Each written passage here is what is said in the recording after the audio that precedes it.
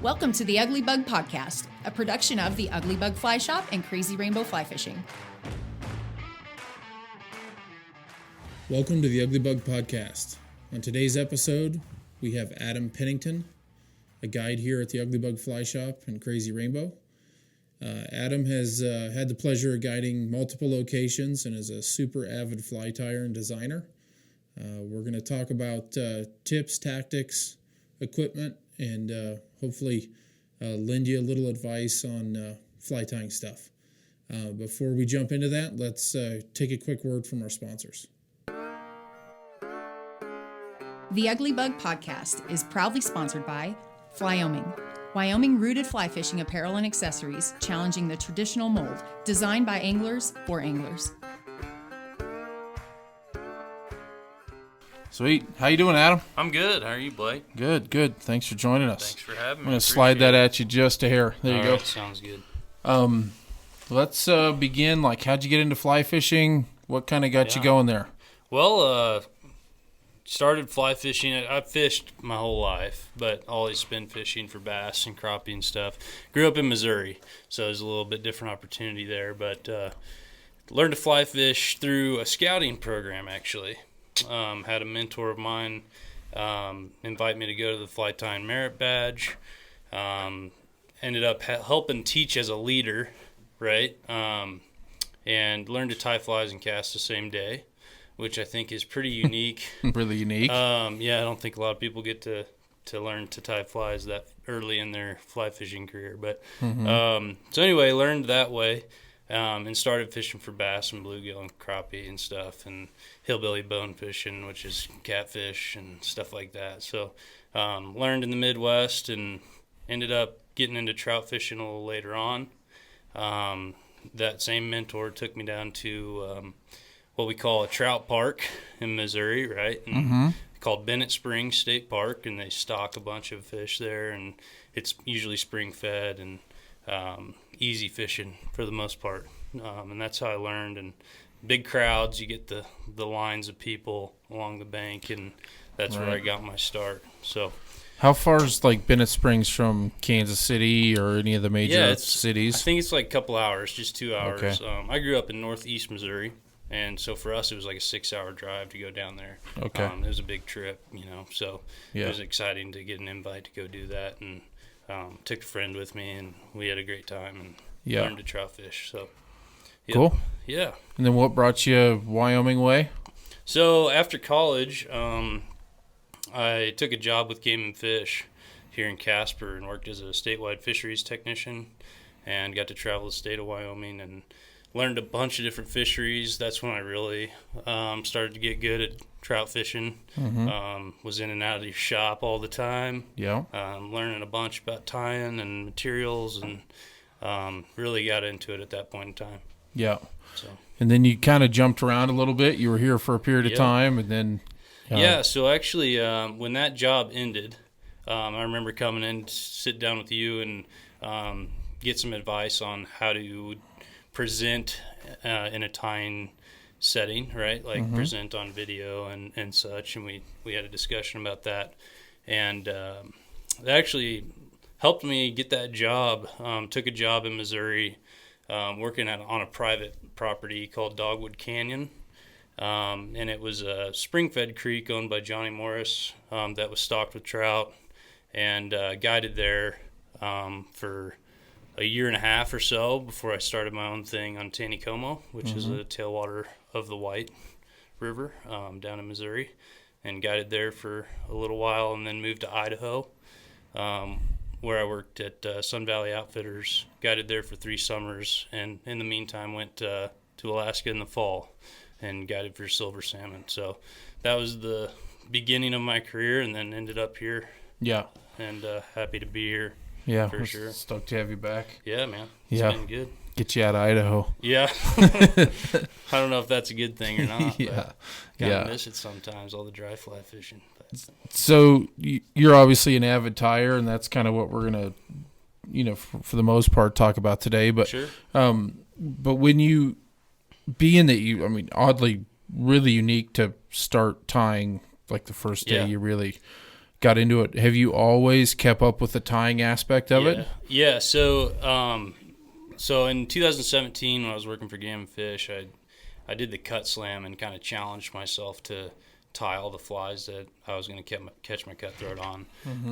Which, moving from Missouri, learning the bugs out here was probably the most difficult, especially in Idaho, where we've got, everything from drakes to, pink kaheel stuff, to fishing stoneflies, So learning the bugs, I think, was the challenge, and then just playing with materials and looking at bugs in the shop, trying to mimic what was in there, and just trying to figure out how to tie everything that I needed.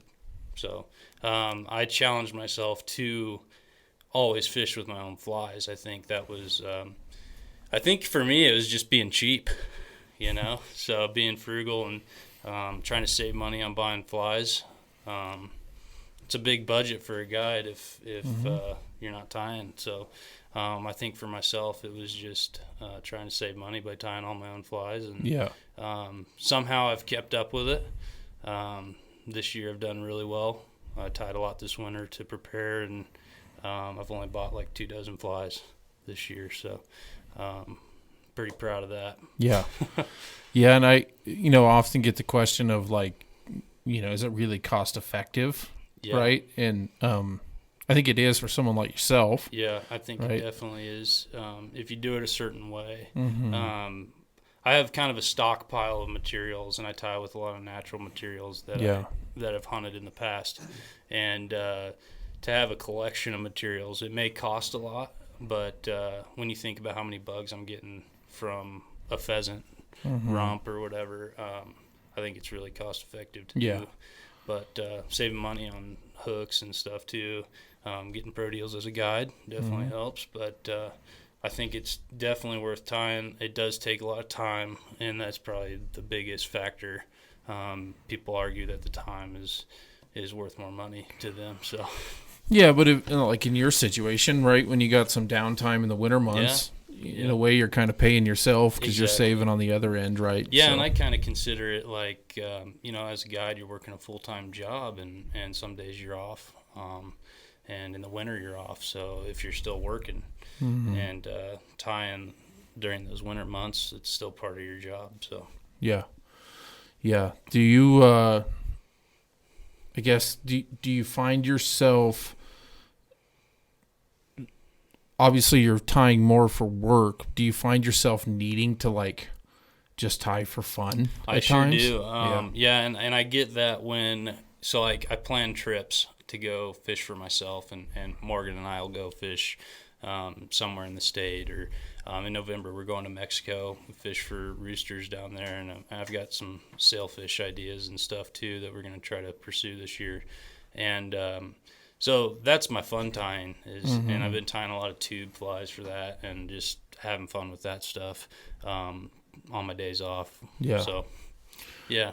Yeah, I know personally for me, I can production tie for a period of time, and then I get a little burnt out and have to just do something totally different or something I've been thinking of that's totally random. Yeah. I've been I've also tied like some drakes recently. I used to have a pattern that I tied in Idaho that just haven't tied for a while, and I just filled a box with those and just being creative. I think there's an avenue there to be creative and tie whatever you want. And I think I play a lot of times with mixing flies that are working on the reef with other flies that are working on the reef, and try to I tied a split back this spring that I was fishing that I kind of mixed it with a Darth Betis a little bit and had some iris thread for wings there, and it was working, so I just kept playing with it, and I've been doing that a lot lately. I didn't do it as much last year. I think I was just behind on tying, but having a little extra time to play with stuff has been fun. Yeah. I know for me personally, tying is also like a weird therapeutic. Yeah, it's I can focus on one specific thing, right? My mind has to kind of hone in on something instead of daydreaming or thinking about something else. Yeah, for sure. Yeah. I agree with you there. I pretty much use it as like my settle down at night, kind of thing. Sit after dinner and tie, or something like that after a trip. Sure. A lot of times I come home with an idea, or I need more of this, so I sit down right after work and crank out a dozen flies. Right. Yeah. So that usually happens. I assume, obviously here in Idaho we probably have some crossover. Obviously we don't have the drakes and that sort of stuff, but here we use a lot of foam back stuff. Were you using some of that in Idaho, or is that a little more unique to here? Not really. That's more unique to here, like the Mayhems and the RS2 stuff. In Idaho is a lot more natural. A lot of deer hair. If I was going to tie anything that floated, it was deer hair. It wasn't going to be foam. And that was Silver Creek, which is a pretty technical fishery, and fish like to see, more natural moving stuff than a foam bug or, synthetics of sorts. So, and a lot of times that was all dry flies. Fishing in Idaho was all dries, and here it's all nymphs, which arguably is, even a little more cost effective to just crank out a bunch of nymphs and not tie any dries. Yeah. So. Especially when you get into leeches and worms and some of that stuff, Yeah. you can really crank through them. Exactly. Yeah. Gear-wise, what vise are you tying on now? What's your kind of go-to there? Well, so as a beginner, my parents gave me a peak vise for Christmas one year, and I still have it, and I still tie on it probably 11 years later. And I'm a big fan of it. It's a true rotary. It's pretty simple. There's not a lot of moving pieces. And then I also have a Regal rotary that I tie on for my bigger stuff. Yeah. Been tying some tube flies on it, and kind of have a device to tie on the Regal. Yeah. Stuff like that. And I know you tie on the Buoyancy vise. But I think for beginners, the peak is pretty awesome. Yeah. Or a Renzetti Traveler. Yeah. Would be the most other common vise, but scissors, you got to kind of you're probably all over the map. I've got a ton of them. Yeah. Most recently, so I've got some loon scissors. Most recently, I got a pair of Umpqua scissors that I've been liking. I haven't been too picky with scissors other than what I cut with them. If I'm going to be cutting foam, I have a pair of like craft scissors or sewing scissors that I use, and if I'm getting like real picky with stuff, I'm using the loon or Umpqua, the ones that you can tighten down, and really nip it at the tip of the scissors. Right. Having a good tip, I think, is a good key. I think people often don't. They don't think about it, and they cut wire with the tip, and it bends, or especially those really fine tip or arrow point stuff. Yeah. They're strong, but they're not that strong to handle. And I've had problems where I've dropped them before and bent the tip, and they don't work as good anymore, and buy a new pair. But for the most part, I'm using the loon stuff actually. And bobbin wise, what are you running now? I'm a big fan of the cheap bobbins. Yeah, so not having like sharp edges is my pet peeve, right? Like the PVC stuff, I would stay away from those. If you're a beginner, sometimes they're all right for like 210 denier or something like a heavier thread or GSP. But the thing that gets me is just when you cut your thread with a bobbin. So a lot of times I have the cheapest, like Terra. Products, right? Sells a real cheap bobbin, and I can use those for like a year or two. And then I have some nicer ones, but I end up using the cheap ones and just using them forever. You've gotten used to providing palm tension and all that sort of stuff. Palm tension versus the mechanical stuff. But there's some really cool products out there now. Like, what's the one that you use? I tie on a few. I mean, the Stonefoe or any of those with kind of the clutch on the end. I tie a lot with the Schmahan now, which kind of has the clutch in the center. Which good and bad, right? Yeah, My sure. big hot dog fingers, at times I bump it and loosen that thing up. And Classic. but as far as the palm tension, if you get used to it, it's super effective. So Yeah. I assume, do the Terras have like a little rubber insert that goes down the barrel so those don't have a rubber insert, but they do have like the metal curled out on the end. Yeah. Which I like. And then I've got some that have like a ceramic tip as well. That's real nice. Yeah. But yeah, the other ones that I use, I have some that are smaller. The right bobbin. I have a right bobbin. I've got a loon bobbin with the real long barrel on it. Barrel, yep. I tie streamers with that. Yeah. Just having a little shorter bobbin. I think I tie a lot of smaller flies with the shorter barrel on it, and prefer that in the hand. Have you seen? I don't know if you've seen. Have you seen the new hairline foam? Like they call it the foamanizer thing. Yeah, I've got one. Oh, cool. I've got a hairline foamanizer. I like it. Before that, I had an antler that I had drilled a ton of holes in and had all my stuff in, and that was cool. But I think the foamanizer definitely has a lot more room for storage, and for me, I try to stay pretty portable. My wife and I move back and forth and split time between here and Cheyenne, and being able to move my stuff is a big thing. I mean, I keep it all on our desk pretty much for the whole summer, and having that foamanizer has kept it a lot more clean for sure. And that's something that I'm pretty keen on, is organization and trying to keep clean, and I think it's more productive, and it's a big part of my tying. Yeah.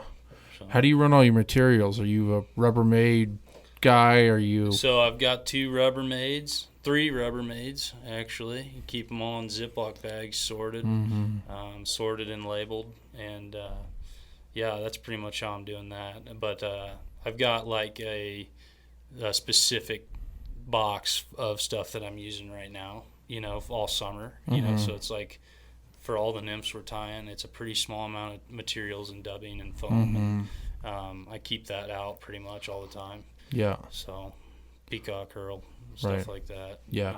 Ribbing, all that stuff's out pretty much all the time. Sure. I'm sure Morgan loves that. Yeah. But it's all clogs up the vacuum. Yeah, always a mess. Yeah. Yeah. Crystal flash is always Lacey's good for that. eating it, Yeah. The dog. So Yeah. anyway, I try to keep that stuff out most of the time. The stuff I'm using regularly.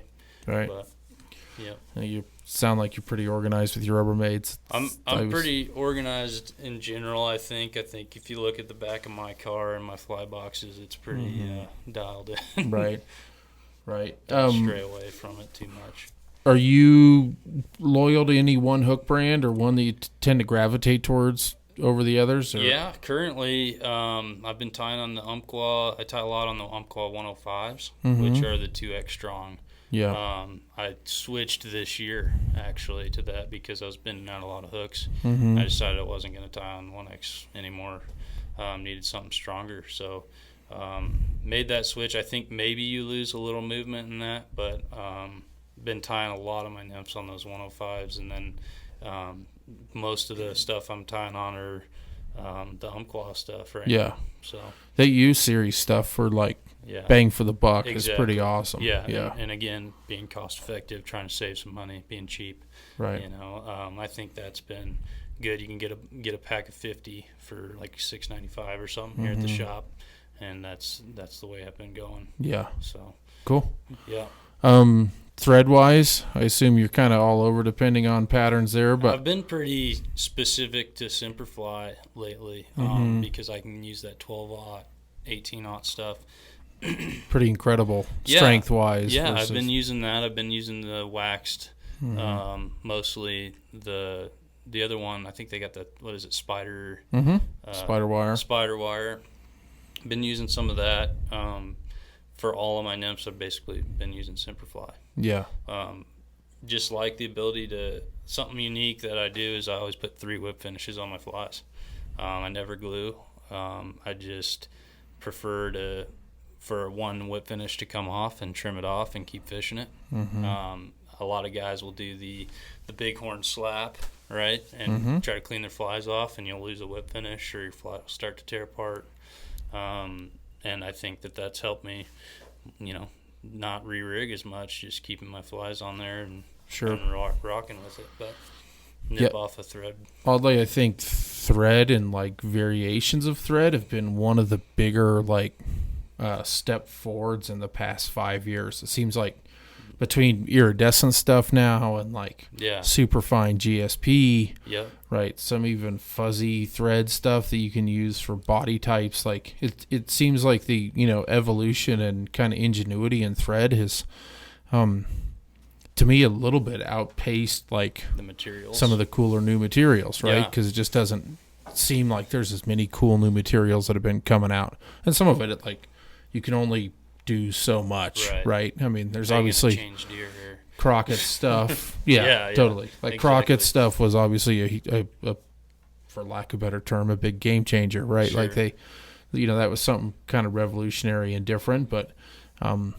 generally it's just a remake of something else, right? Hasn't been a huge improvement, but it seems like threads have really come a long way compared to what they're getting stronger and smaller. And that's probably just technology, but seems like I'm able to tie on, like maybe 30 denier is what that 12-aught is or something, or 18-aught maybe. But you're able to tie on that like it's 70 Danvilles almost sometimes, and it's way smaller, and you hardly notice the whip finishes on the front when you look at my flies, Right. So, it's definitely been. It's been good for my tying. My flies look better. Yeah, yeah. It's a big part of it. Yeah. Right. Yeah. I was I'm getting ready for a trip. We were tying some junk today, and anytime I tie a new pattern, it's always interesting. Like the first one I tie, I'm like this should go in the trash can because there's always that little learning curve of it's just not quite right, and I didn't learn how to put it together, but always kind of unique. The sequence of what you tie the materials on, and some of those is confusing. Yeah, for sure. Yeah, I've been messing with that with some of the drakes I've been tying. Like, do I put the Wally wing first or the post? And whatever. But I get that for sure. And you've been in it long enough now. You've probably seen the evolution of like. I assume you were reading magazine articles and looking at books and so I used to collect the magazine articles in a 3-ring binder, and I would keep them, and it was mostly tying stuff, or I kept a lot of articles about habitats to fish, and this was kind of back when I was keeping that stuff. It was bass fishing mostly, and then I remember a muskie article back in the day that I kept, and this guy was tying the Buford stuff, but I definitely kept in touch with that, and then it shifted for me to Instagram, just keeping a collection of pictures that I find that like are creative or new ideas, and you see some of that stuff, like Sunteo, who does like the extremely clean dry flies. That's kind of a different world. Yeah. It's really pretty art. At that point, right? Big time. But definitely keep a collection of all of that, and always am keeping it in my back pocket. Yeah. So in a way, I feel like it's become easier for people to learn. Like YouTube has definitely changed that. The fact that you can hit play and pause and tie a little segment and hit play again. And for me, when I was guiding in Missouri and fishing the White River a lot, it was Brian Wise and the Ozark fly fisher or whatever. But he does a lot of streamer videos, and so I would sit and watch those and copy those and go out and fish them on the White and Taneycomo and try to replicate the movement he was getting with the sinking line and stuff. And YouTube was definitely a useful tool at that point in time. Another thing that I might mention too, the FFI has a fly tying library, Fly Fishers International, and they've got a huge collection of videos from all over the world. And I think there's some that were more influential than others, like the Dave McPhail stuff and watching all that. I always watch that stuff. Or if I see a pattern I don't know how to tie, I'm going to look it up on YouTube. Right. Generally, Yeah. Definitely have seen a lot of that. I think it's easier for people to learn from those videos nowadays. I've watched some of yours as well, and like the MacGruber stuff, and definitely helps. Yeah, for sure. I think it's just to me, I'm jealous of it in a sense. I mean, I use it some now.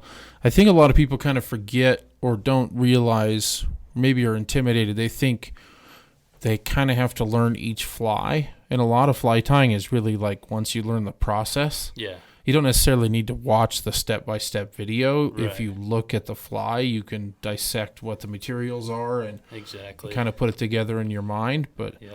but a lot of it's the same process and just, a different sequence of steps or different materials. But really, usually it's the materials for me, like not knowing what something is. I think for me, watching your MacGruber videos, what is this wing material made out of, which I think is what a lot of people are curious about, and other stuff, trying to get the right profile on a fly, like maybe you're putting too many thread wraps on or something, or like the Darth Betas I think I watched, because they put the UV glue on before the wire, which is unique. So there's just like sequence stuff too, I think, that you can learn from those videos. So like you'd mentioned profile a little bit. You thought last year, like some of your mayhems and stuff were you thinking too robust of a profile, or too compact? So tying them too thick, maybe too many thread wraps, but specifically the thorax material, and then also putting the wing on it with the hackle fibers, right? I think that makes a big difference, like tying it correctly. I was using like peacock dubbing rather than just putting peacock curl on it. Yeah, I think you get a different flash or sheen from that. That they like. I mean, peacock is like one of my favorite dirty water materials. Yeah. So tying it correctly, I think, makes a big difference. Right. And getting a good thin profile on a lot of those bugs, RS2s and mayhems. Would you think that profile plays a bigger role than color? Oh, definitely. Yeah. Yep. Yeah, definitely. So the profile of the bug, the shape is what they see more. I think if you think about Roy G. Biv, what colors penetrate in the water the most? It's actually purple, right? I don't know why they eat purple bugs other than that. Right. Right. So color is maybe less important than the shape and size.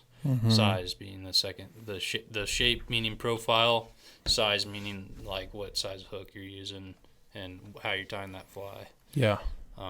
And I've also gone so far as to think that like a larger hook with a smaller fly tied on it will maybe increase your hookup rate, but haven't totally figured that out yet. Right. So tying at size 20 on a 18, sure, or smaller stuff like that. But common mistakes that you see like beginner tyers make, or common things maybe that you did when you started that you now look back and go, yeah, that wasn't quite right. So crowding the eye, right? One of the things I did when I first learned was like went and got a bunch of stuff out of my mom's sewing kit. So I was like tying stuff with threads that were not tying threads, and if you put an extra whip finish on there, you were going over the eye of the hook or something. So minimizing thread wraps and not crowding the eye are probably two big tips for beginners.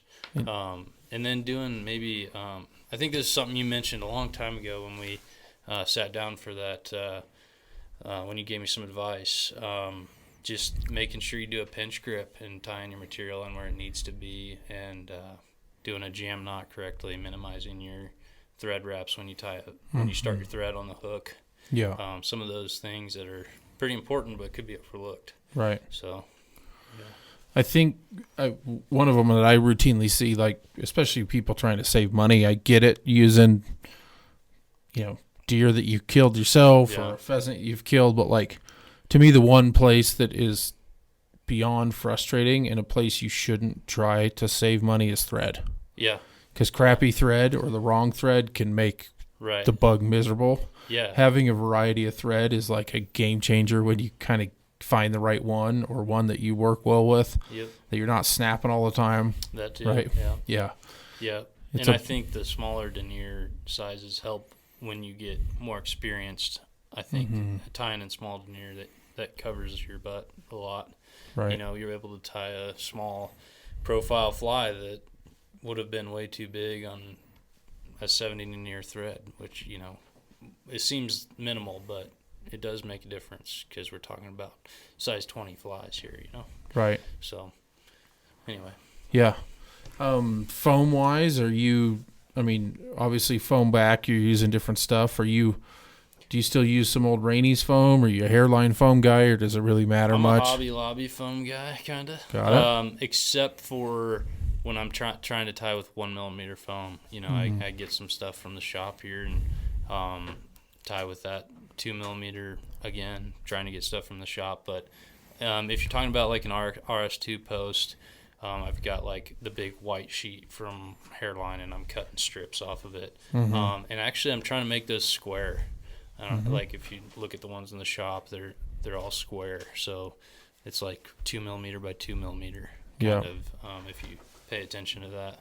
I used to, like on my Mayhems, try to cut them pretty wide as possible to kind of put as much foam on the fly as I could. Because the whole point of that foam is like buoyancy, right, and trying to get your fly to move more. So I always thought, you know, the more foam I can put on here, the more buoyant it'll be. Yeah, you know, but yeah, just trying to tie with 2 millimeter foam on most of those. Cool. Yeah, nothing crazy. I was doing a new one today of getting ready for a trip, so I was tying some milkfish flies. Yeah.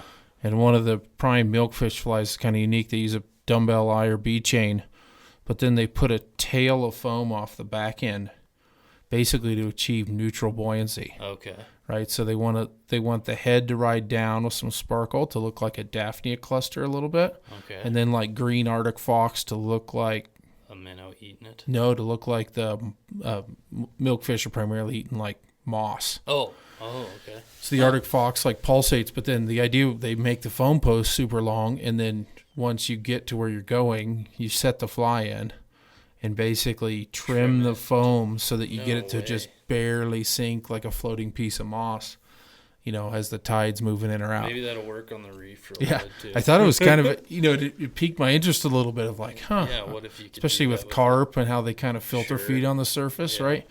But I'd never really thought of like the idea of foam to get neutral buoyancy. I've always thought of foam like to present an emerging angle, right? Or a head up angle, or to make it float on the surface. So I've also seen, like when I fish for smallmouth a lot, like the crawfish claws with foam, and it pitches your fly up, right? Kind of like fighting off the fish a little bit. I've seen that too, but yeah, the buoyancy factor of that is interesting for sure. Yeah. I think it could be used in more stuff. Yeah, it's kind of just something I never really thought of. Now it's got me thinking about like, I wonder where else I can use it. Cut it off until you get there, kind of decide where you want it. And I never really thought about like neutral buoyancy being different in different locations, because obviously on a lake versus salt water, right? Yeah, salt water is definitely a big change. But interesting. Yeah, cool. Something to mess with. Social media, where people can find you? Yeah, I've got an Instagram, apenny29. That's me.